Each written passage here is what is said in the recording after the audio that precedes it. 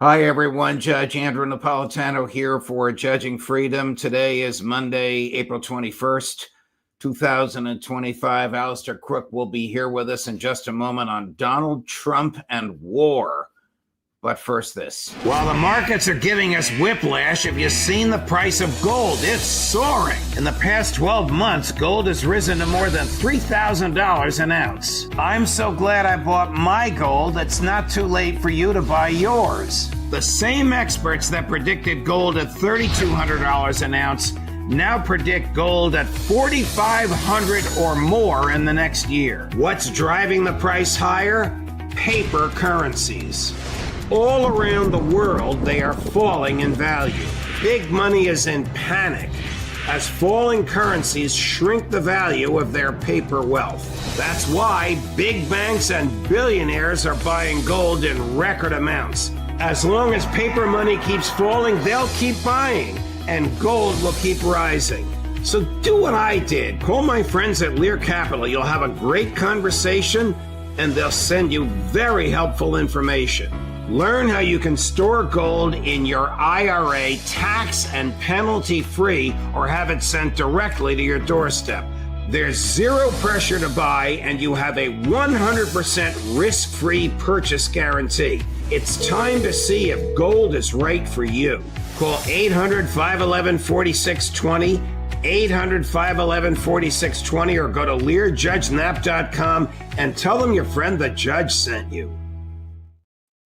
Alastair Crooke, good day to you, my friend, and welcome here. Before we get into President Trump and war and your recent piece on it, is there any serious geopolitical significance to the death of Pope Francis?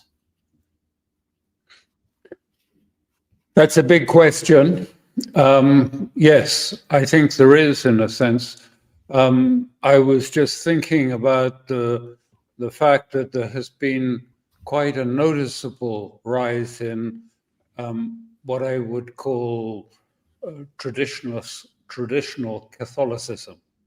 And that is present in Italy, present in Europe, present in the United States. I mean by that the sort of Catholicism perhaps as represented by J.D. Vance, the vice president. There is a notable, since, if you like, Trump came into office, there has been a notable shift, a notable change in a sort of more enthusiastic move towards that type of Catholicism. And indeed, there is now quite a movement, certainly in Italy, in that direction. Whether it'll take place, how it'll turn out, I don't know. One wonders if Francis's successor will be an activist in foreign affairs. Some suggested Francis, who condemned the genocide in Gaza, if he had been healthier and younger, would have, could have, should have gone to Gaza. Or one wonders if his successor will be more of a traditionalist. As you know, because you and I have discussed this off air many times, I'm a traditionalist.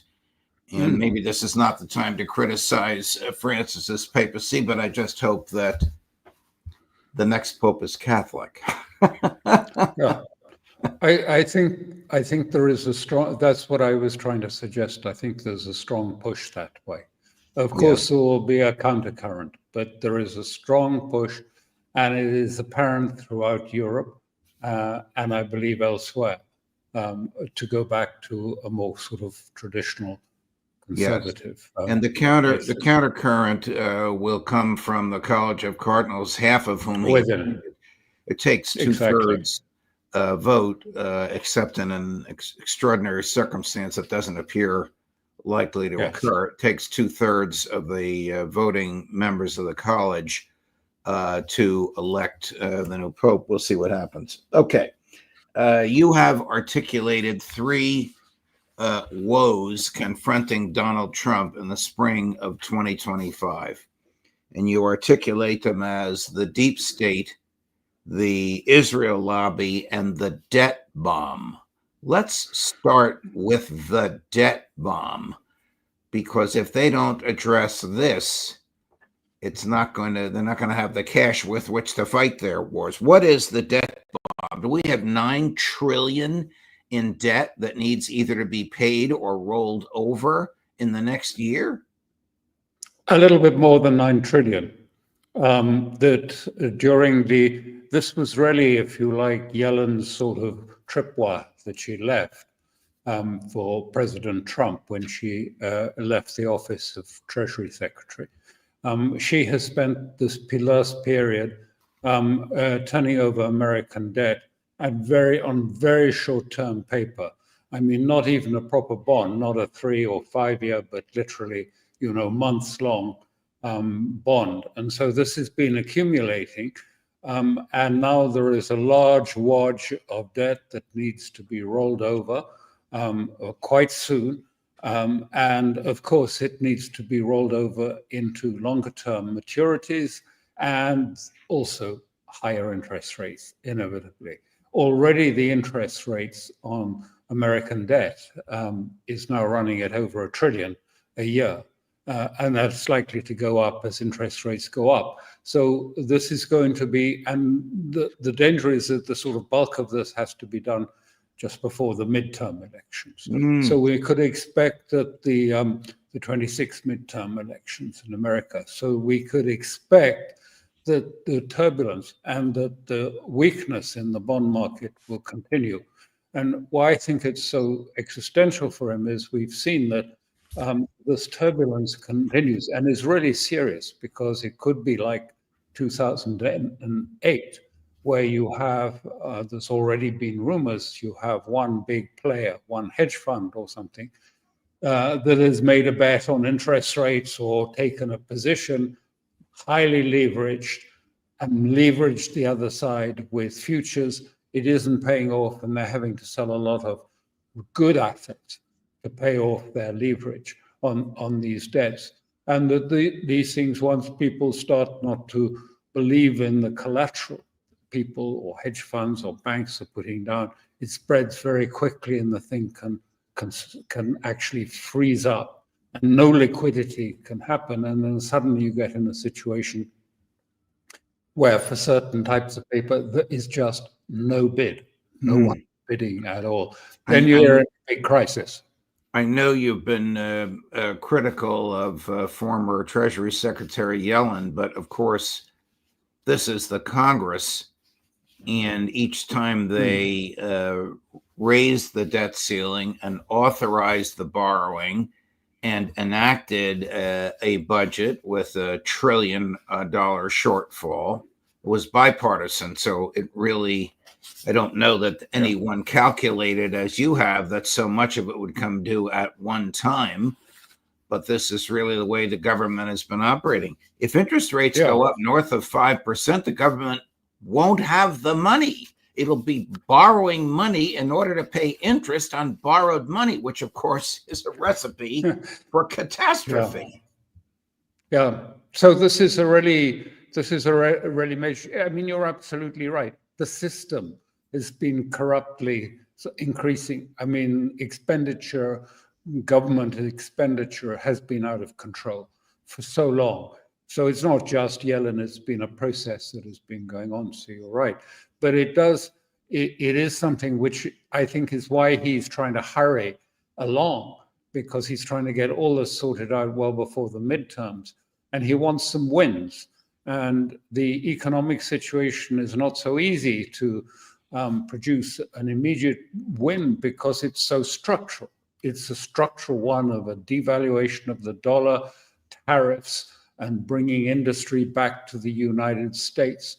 All of that is big structural. It doesn't happen in 2 weeks. It, sometimes take 10 years to start new industry, manufacturing industry, and bring it back. So I think this is pushing him very strong to deal with things like Iran and Ukraine, looking for a quick win, and of course China. What is the deep state, the second of his woes in your article? What does the deep state want of him? Do they want the war in Ukraine to continue and the United States to continue to finance it? Are they still of the illusion that they can use Ukraine as a battering ram? This is Victoria Nuland in 2014. They can use Ukraine as a battering ram with which to drive Vladimir Putin from office. Do they actually believe that? I don't think they believe it'll drive him out now, but yes, they want to keep the war going, particularly Europeans, because they are desperate. The economic situation is dire. They're really skirting the edge of bankruptcy in some countries. The UK is one of them. You remember what happened to Liz Truss, Right. where the bond market rose up against her and she was forced out of office. They're close to that now. And same in France. Same, Germany is entering a period of fiscal crisis also. So they are desperate. And this, if you like, as this happens, Europe is fracturing, moving apart. And they're desperate about this. And the only thing that they can feel that they can bring everyone together is to shout about war and say, oh, Russia, where, you know, this is the cause of all the problems, to deflect the blame from themselves, because there is a rising tide of protests that will eventually drive them out of office. And they're aware of that. And so this is their answer to it, is to, you know, cry war and make people afraid as the means to try and sort of keep some sort of unity. Otherwise, the European Union as a project is just not going to continue, because there's nothing else that's holding it together. There are deep divisions within Europe already, deep divisions within NATO. They talk about the coalition for this war, and how many people are in it? 3 states, France, Britain, and Denmark at the moment. I mean, is that a coalition that's going to take on Russia? Is it going to support Ukraine? I mean, it's fantastical, but this is the message. So the deep state, but we're talking about really, it's as much the European deep state in coordination with the American one. Both of them have a shared objective in undermining Trump's projects.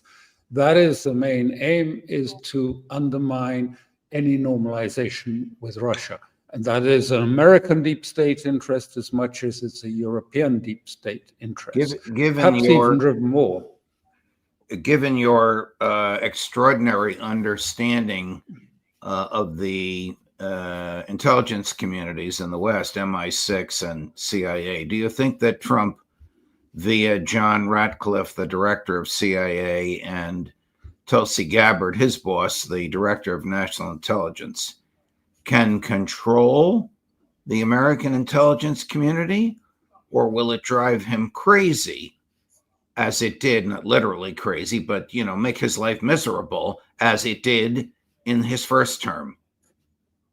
Well, yes, I think they can do, and there are many ways of doing it. And I just hinted at one of the things that's going on is that, you know, that there is a lot of selling of U.S. treasuries. And although people point the finger, it's not China that actually is selling treasuries at the moment. It's coming out of Europe, probably out of London. I don't know where, you can't tell. But it is certainly coming out of Europe, because you see the very obvious signs of it, because, you know, tariffs are being imposed in Europe, and you'd expect the euro to devalue by the equivalent of 10% of the tariffs, instead of which it's risen by 9%. It means that someone in Europe is selling a lot of treasuries and reinvesting the money in euros that have driven it up so much. So you can see that, I mean, I don't know who's behind it. I don't know their motives precisely, but it is quite likely this is part of an effort to derail the Trump project as a whole. Jointly coordinated between, if you like, that part of the deep state, particularly in London and in Washington too. And so they don't like that. And the other part, which is not quite the same, but those that are fiercely protective of Israel, if you like, those that are either supportive of Israel or Zionism, if you like, the institutional Jewish leadership, which gives complete support, both in Europe and in America, to Israel, are intent on preserving Israel. And Israel is in a terrible straits at the moment. There's infighting between the security services, within the political level. You have two prime ministers recently, two recent prime ministers, Ehud Barak and Olmert, who both said, we are at the brink. Israel is literally at the brink. 60% of Israelis say they expect civil war, the Mariv poll says. But Olmert and Ehud Barak are saying, it's going to break. It's going to break. Netanyahu may go or whatever, but Israel is stretched to the limits, and it will end up in internal violence. Can Donald Trump say no to the Israel lobby? Has he already said no to Prime Minister Netanyahu on bombing Iran? First of all, that's what the Israelis say, that there was a plan and it was postponed, not that he said no, planned. But where it stands at the moment is very uncertain. From my soundings since about Saturday, it seems that Iran has, despite the sort of language of, we're quite confident, it's been good, the meeting, that Iran has serious doubts about US motives. And they said that. Arachi said that directly to Putin when he went to Moscow, carrying a message from the supreme leader to President Putin. And he said, in our indirect talks with the US, we received contradictory and conflicting messages from the American side. Whatever their intentions or objectives may be, that's their concern. But we, at the moment, what is formally communicated at the negotiating table is what matters for the moment. But none of that was cleared up on this last Saturday, day before yesterday. It wasn't cleared up. And so the Iranians don't know. And they don't know what Trump means, because it's much deeper than just, the about turn that we had from Witkoff. I think others have commented on it, but when he turned away from saying capping, if you like, enrichment, to saying that the enrichment must be completely eliminated, must be removed. And so the Iranians are not only puzzled, but they don't know what is Trump's vision for the Middle East. He talks about having a grand vision for the Middle East, and it's not clear what it is. He talks about it as sort of creating peace. He wants to be a peacemaker, but we don't know what it is, because we see it in parts. When we look at the Gaza part of it, when we look at Yemen, when we look at Syria, what you see is a sort of reorganization of power and demography to certain power brokers, sort of a resetting of power, a deal, but not peace. And where does Iran fit into that? If the ideal is to get a sort of neutered Iran, a neutered, if you like, region that is subservient to the tutelage of Israel. We don't know if that is his thing. Maybe he doesn't want to go that far. Maybe he doesn't. But what I would say to you, basically, I think, and this is, I think probably reflected by the Iranians when you speak to them, is really, to a warmed up Obama JCPOA is not going to be a big win for Trump. It is going to be seen across much of Washington as a loss, as a failure. And so where does that going to take things? So it's complicated, the sort of sense. The Iranians look at that New York Times article, they don't believe the first part of it about, they think this is just a peg, the part about how Trump stopped the talk. They don't know who leaked what. They think the main part of the New York Times article, the reason for it was to be able to put forward the narrative that Iran has no air defenses. It's weak. It's not capable of defending itself. It is vulnerable, staggeringly vulnerable. Well, we know that is not true. According to Colonel McGregor, they have better air defenses than the United States has. I want to play I want to play President Trump on this very topic, Alastair, on Good Friday. So just 3 days ago. Chris, cut number 3. On Iran, would you be open to letting Iran keep some kind of civil nuclear program, or would the entire program need to be dismantled? I'm for stopping Iran, very simply, from having a nuclear weapon. They can't have a nuclear weapon. So I want Iran to be great and prosperous and terrific. Have you spoken with Iran, they can't have a nuclear weapon, and if they have a nuclear weapon, you'll all be very unhappy. You'll all be very unhappy. Have you spoken with Who is leading your those life trade will be a talks? great day. Do comments like that move the ball, so to speak? Do they help negotiating, or are they just intended to gin up his base here?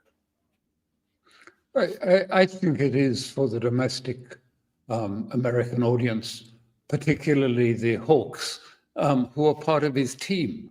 That is the key thing. We know the team is divided. We know that Witkoff is rather isolated here on this issue as he is on Ukraine.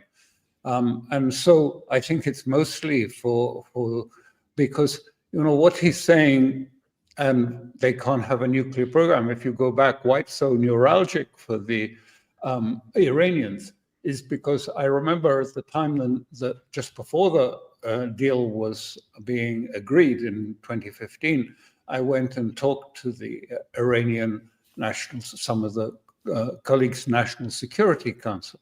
And I said to them, the biggest problem in this whole of getting to a deal was the fact that the RAND organization, which was regarded as being the authority on nuclear war and matters nuclear at that time.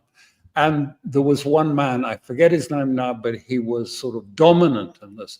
And he held in Washington the view that any enrichment automatically meant the path to a weapon.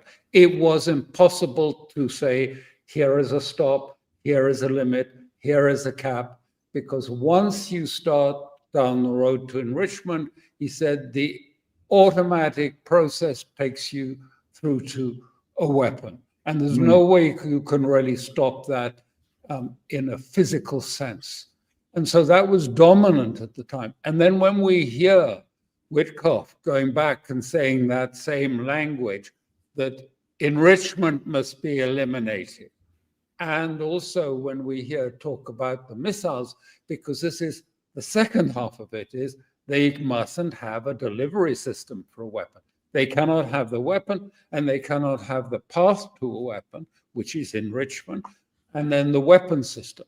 And what Iran says quite straightforwardly on this, and they say, look, we've had 2 of these meetings where we just have set out the headings of discussion.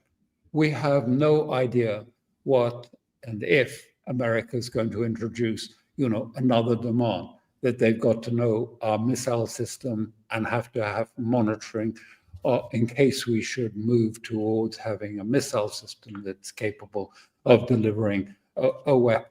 So that's why I say that their view is that they have serious doubts and they don't know which way it will go. They know that one part of the team in Washington, Trump's team, wants a neutered Iran. I mean, what does this mean? As I say, he says he wants to have a new vision for the Middle East, industrially quiet. And it's obviously about the Abraham Accords and the idea of having everybody normalize with Israel. Well, what stands out, of course, is Iran. And Iran is a big power, 5,000-year-old civilization, against Gulf states that are, 50 years old and don't have that same depth. Do you find it peculiar, Alastair, that every time President Trump or Secretary Rubio or Secretary Hegseth say the same thing, Iran cannot have a nuclear weapon, it cannot have a nuclear weapon, no one in the audience says, well, why is it that Israel can? No one ever says that. No one will have the courage to get up and say that. No, they won't say that. And and what I see, I'm putting it all together. I do think that there is something in Trump. He does have some sort of idea that he wants to make a revolution, to have a new world order. But, what's happened is the strategic underpinnings to that are not there. When you look at, what they produced in Paris, the team in which Kellogg was there and Witkoff and Rubio, and they put on a proposal which was ridiculous. It was just Kellogg's proposal of April last year, and which is quite clearly not acceptable either to Russia or to Ukraine, but certainly not to Russia. What is the point of that? And then Rubio says, well, you've got a few days left, not months, but a few days. If you don't accept that, we'll walk away. Well, maybe that's what Trump wants. He wants to say, he prefers to disown it and get out and leave it behind. But then where is this win coming from, that he needs a win? It's not looking so good on the economic front and the tariff front at the moment. But on Ukraine, the proposal from Kellogg is really just not very bright at all. He doesn't seem to be very sort of alert to what people are saying. And then on Iran, as I say, the question is, if the best he can do is to go back and say, oh, look what I've done. We're going on our way to agreeing a warmed up Obama JCPOA. There will be a big, thumbs down all around Washington, and not just a few. It will be the institutional leadership of the Jewish community, but it will also be many Republicans who will say, no, we can't. Would believe has gone very adverse to allowing Iran to have a nuclear weapon. But he's boxed in because the only way of stopping a nuclear weapon is doing something that it is not imaginable, just to put it very plain. It is not imaginable that we will see Iran, if you like, deconstruct, blow up, dismantle, destroy its centrifuges, which it's spent 20 years building. It's not likely they'll ever allow anyone to inspect their missiles. It's not possible that they will allow someone, if you like, to really stop that process. If you say, can we go back to something like the JCPOA? They would say, yes, but we want a better one. We want sanctions really removed. Right. Is it going to happen?